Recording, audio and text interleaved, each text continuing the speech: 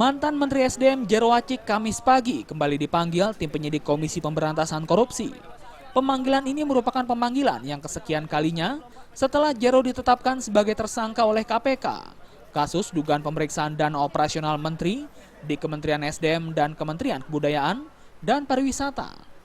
Untuk pemanggilan kali ini, politisi Demokrat itu diminta untuk menandatangani masa perpanjangan tahanan.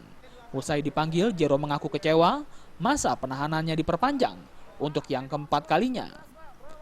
Menurut Jero, dirinya sudah ditahan KPK selama 90 hari.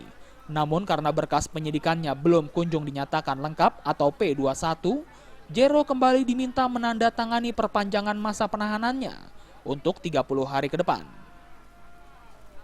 Karena itu Jero meminta KPK segera menyidangkan kasus korupsi yang disidangkan kepada dirinya agar kasus ini dapat selesai. Jika dalam persidangan nanti terbukti, Jero siap dihukum yang seberat-beratnya. Namun jika tidak dapat dibuktikan, Jero meminta majelis hakim untuk meringankan hukumannya. Jadi demi kepastian hukum dan demi perlindungan hak asasi manusia, saya sebut tadi di catatan saya, mohon agar kasus saya, kasus Pak Surya Dharma Ali, mau ya cepet-cepet lah, limpahkan terus diadili. Kalau memang salahnya berat, ya hukumannya berat. Salahnya sedang, ya hukumannya sedang.